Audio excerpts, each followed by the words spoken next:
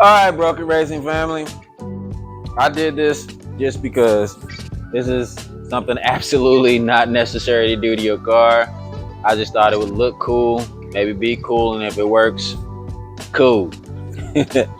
So basically, what I saw a couple of videos of a company called Chase Bays. They have a full kit that they make for the older models, I think like E46, E30s, and all of that, where you can retrofit their kit onto their cars for power steering. The parts are pretty much made for drifting.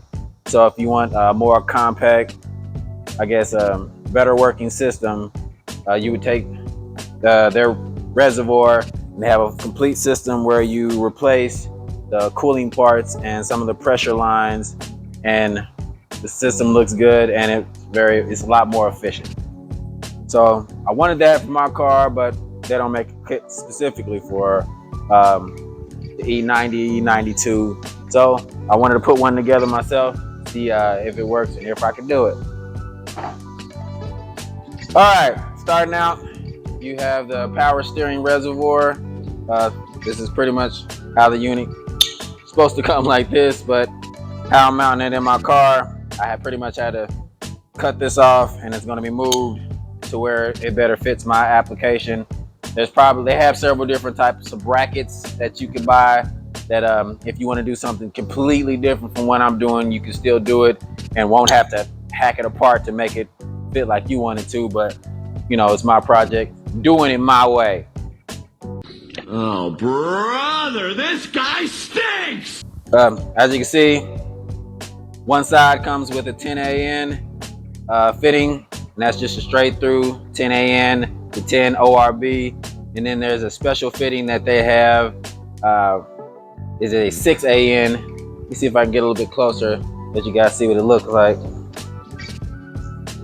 As you can see in there, it restricts how fast the fluid comes back in, and that's to keep the fluid from, I guess, pretty much foaming up, galling, or however you want to pronounce it, or say how the phrase is, as the fluid returns back into the reservoir. As you see, the top screws off, you got a nice solid piece, and of course the inside of the reservoir is baffled. All right, so the next piece, as you can see here, this is a 12-inch dual pass transmission cooler. You see it's got these fins on here. Chase Bays, they have theirs. I'm not sure how long their unit is, but it comes with brackets and everything mounted on to the subframe.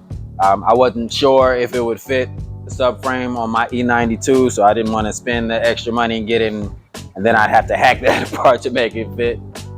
So I went ahead and got this off of eBay. I think I spent like 30 bucks on it. You can find them for varying prices, different lengths. I think it comes in like 12, 15, 18 inches. But I went ahead and went with the 12 inches so that it'll fit, you know, nice, compact. And this will take the place of the line loop that sits right in front of the subframe. I never really liked how that thing looked on there. I'm pretty sure that's on there to like control how much pressure is flowing through the line, so it's not like a direct shot, but that's going to change when we put you'll know what I got going on there. But basically, you'll need the dual pass transmission cooler, and on the inside there are two fittings that you'll need. It's a 6AN to 1/4 NPT fittings, and they'll screw in there. All right, the next part will be the lines that you'll need to plumb the system together.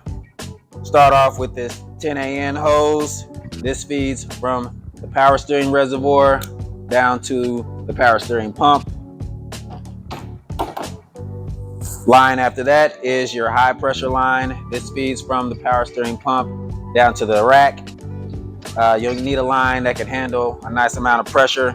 So I'll post up a link to where I bought this line at.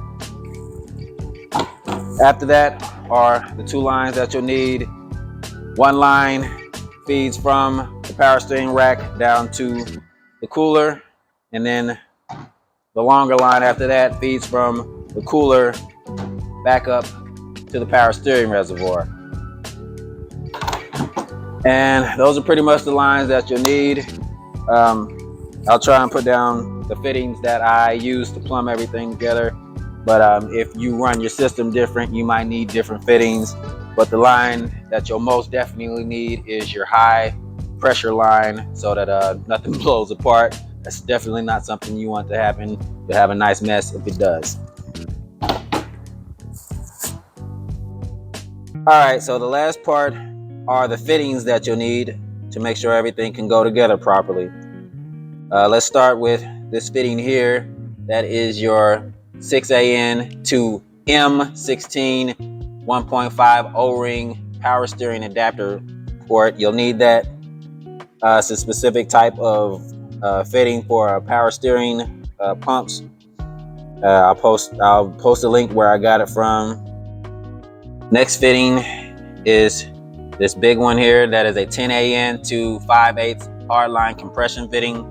And I'll show you how to put that on. You'll have to do some cutting on that port there to make it fit on properly so that it does what it's supposed to do. The next fitting, as you see down here, that is basically that's the same. That's the OEM bolt that already comes on there, but it's fitted with a 14mm banjo fitting. And the reason why I did that is you'll see when I put the compression line on there that you have to articulate it kind of crooked, I guess, so that it'll clear your AC compressor. So you can't really run a straight line. So you still want to keep that banjo fitting in there so that you can turn it to where it'll work properly. The line below that is that guy down there, and that is an M16 1.5 to 6AN, and that just screws in, and that is where you feed out of the rack and into the cooler. And I'll try and provide a link and show prices or whatever, or everything that I got. Now, probably the most sketchiest part of this build is you gotta cut this nipple piece here off so that you can get a flat surface to put this on. This is a 10AN to 5-8, 5/8. I don't know why I said it like that. 5 to a 5/8. So you have to put this over the 5/8 tubing, slides over. You put the ferrule, slide that on, and then this screws in place. So fingers crossed it fits. Alright, once you finally get it cut off, I had a little bit of a lip still on here, so I had to take some sandpaper and file it down a little bit until that lip was gone. And you want to test to make sure your ferrule goes over it. You see it does. So then you have your top piece, and the bottom piece goes down like that. Ferrule needs to go on the inside. And this screws on.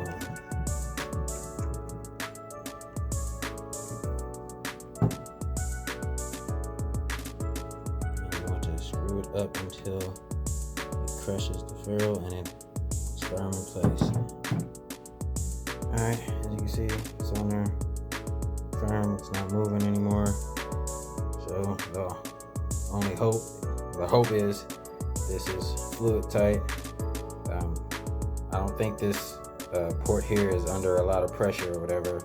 If I remember correctly, I think this is like the feed from the power steering reservoir, and so it pretty much just drains into there, and then this is the port here that has the pressure on it, so that's the one you really want to keep an eye on.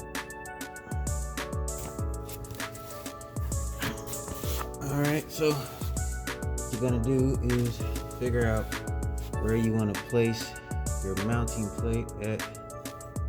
I guess they made it, mine was with your heat sink and set it up here and figure out how much space I wanted in between the sway bar and the crossover coolant pipe, and figured out my placement. So now after that I marked it with some whiteout, and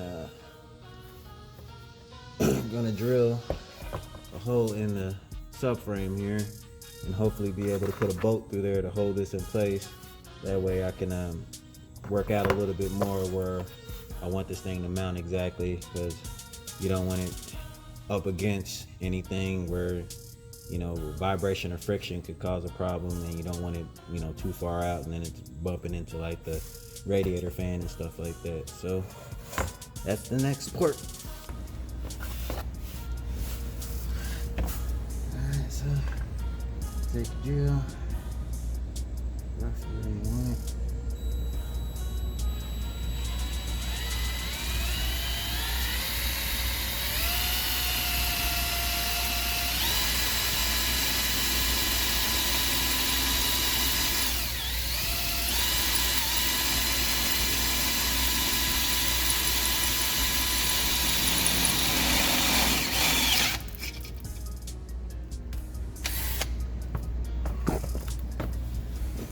I got metal shavings all over my face.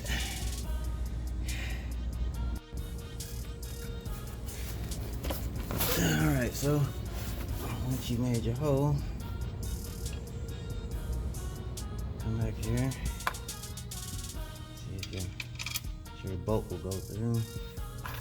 And then now the hard part is trying to get the nut to stay still while you screw it in place.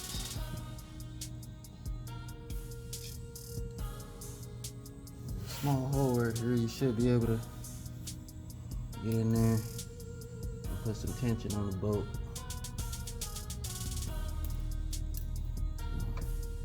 Put your bolt up, put a small hole here, move your finger over here, line it up.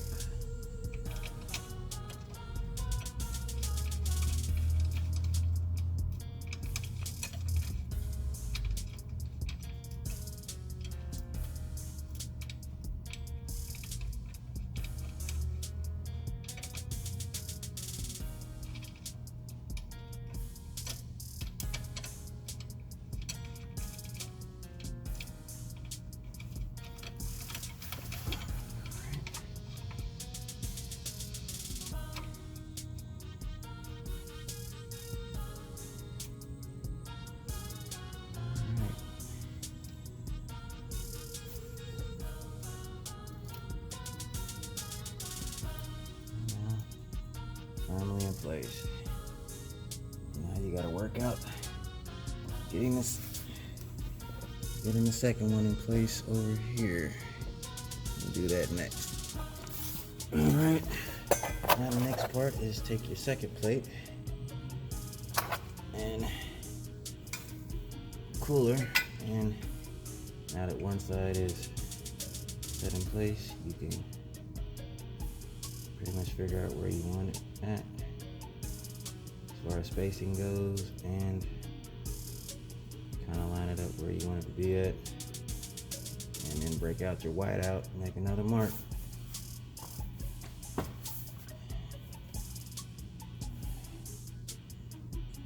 Alright, that looks good.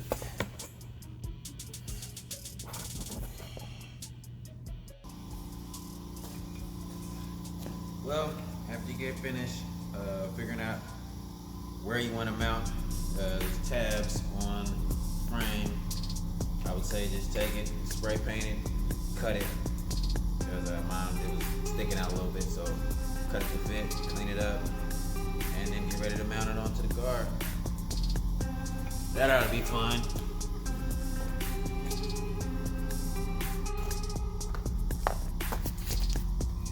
Might have to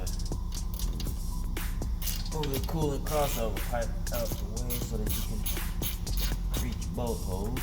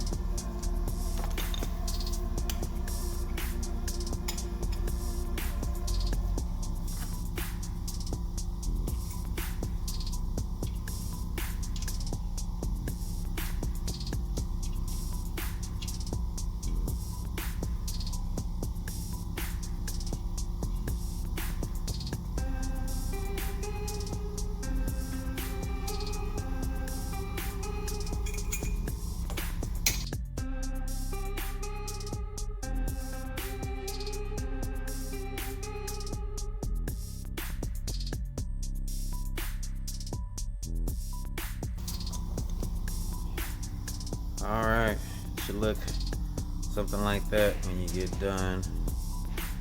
If you look up here on the underside, see if I can lock this arm in place so it doesn't move. Oh, you see I got one bolt over here. I'm gonna go back and re-drill through so that I can have 4 bolts, 2 bolts, 4 total, holding the whole thing in place. But basically, when you get done, you want it to look like that. And the tubing should come around here and screw in like that.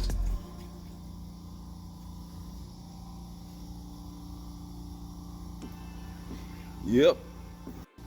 All right, when you get done, it should look something like this. Got your 2 lines over here. Next part will be to get your reservoir in here. And I'll let you see how that looks here in a second. All right, so first hose you want to put on is your high pressure hose, and that goes on your banjo fitting. So put it on the banjo fitting first. Make sure it screws on there.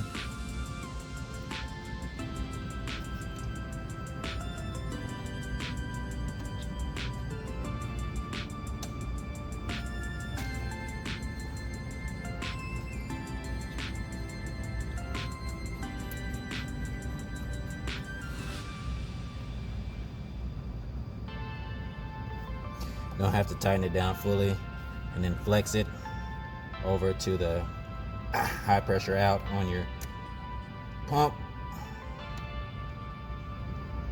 Take care not to cross thread your fittings.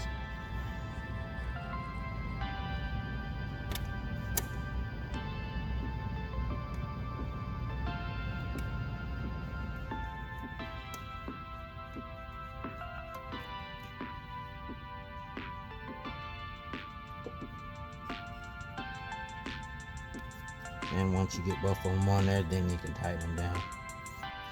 Ideally, you can wait until you get your AC compressor on there, and you'll have a little bit of room. You can tighten them up then once you make sure you have enough room for the compressor to fit in there. But after you get this on there, the next fitting is your return line that comes out of the rack into the cooler. So this is about, I'd say, 1.5 feet long, and you need it to come from here and swing around by the frame, because you don't want it to run into any of your pulleys. Of course, it'll shred it, tear it up quick. Another good idea might be to zip tie it either to your coolant return. Well, you won't have these lines here because this is for my transmission cooler, but ideally you want to make sure that it's secure so that it can't touch any of your belts. So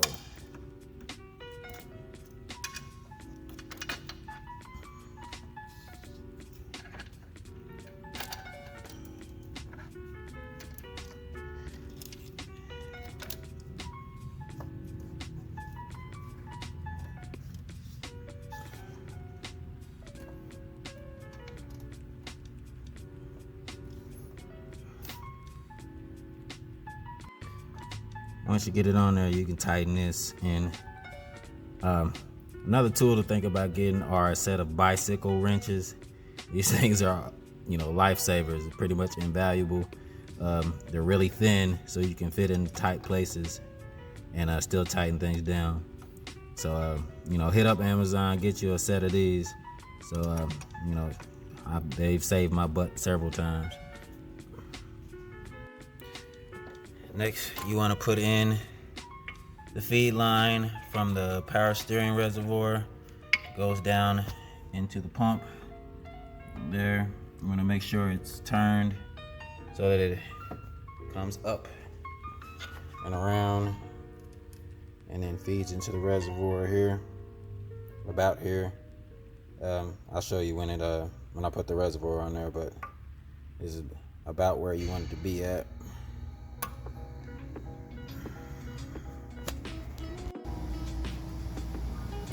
So the last part is putting in the reservoir.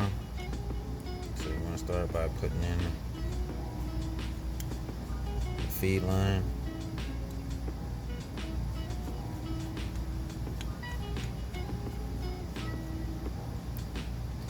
Make sure you tighten that in place.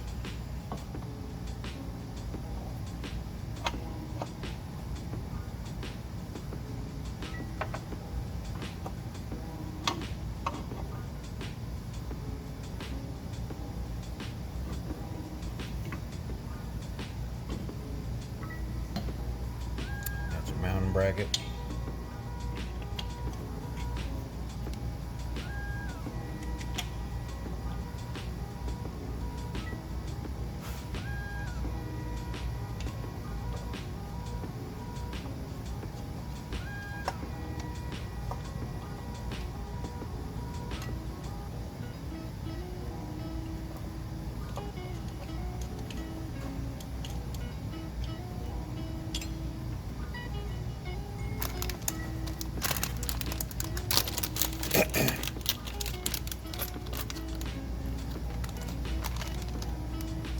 I pretty much made my own mounting bolts and stuff.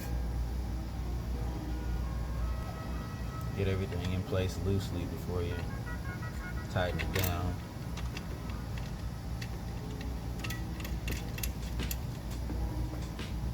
That way you can work out the orientation of it.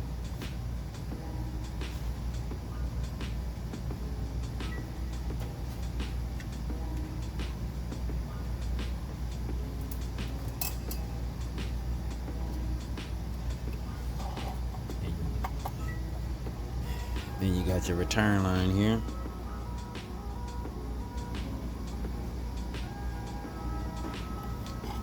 And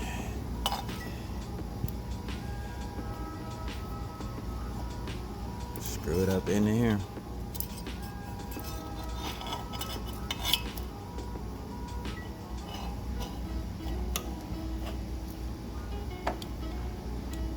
There we go.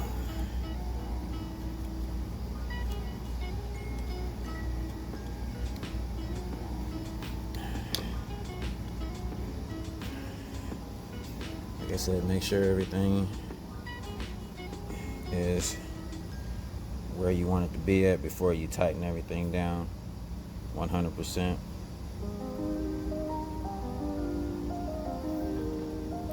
But once you get it just right, tighten it all down and then you're ready to go. I won't go over the procedure for bleeding your power steering. Obviously I can't because my car is still in pieces. But you know, basically just put the fluid in there, turn the car on, turn the wheel back and forth, let the fluid get to all the places it needs to get to, and you might have to do it a few times. But yep, everything's in, everything's looking nice. And this is what it should look like.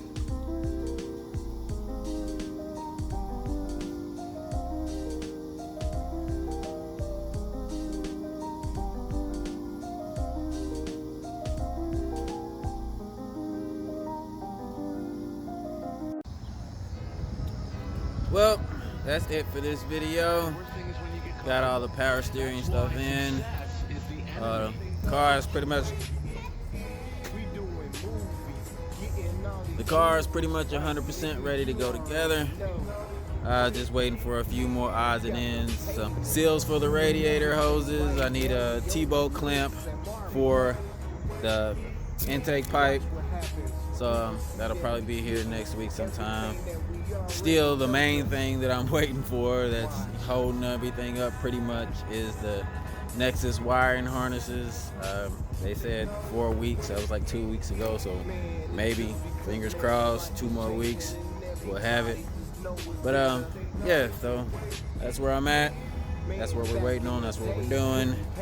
And hopefully we'll get everything slapped in the car, get it tuned. Looking at Wedge Performance. I know he does the tunes for MHD. So the guy pretty much knows what he's doing. You know, you might not get super outrageous horsepower like Doc Vu or somebody, but he's usually knowledgeable enough to keep from blowing your shit up, and that's what I don't want to do. So y'all keep tuning in. I'm gonna keep trying to put out these videos, keep y'all entertained, or I mean at least educated, you know, for things that you might want to do for your car. So if you're not already subscribed, hit the subscribe button, hit the like button, leave a comment, let me know what you think. Y'all be safe out there.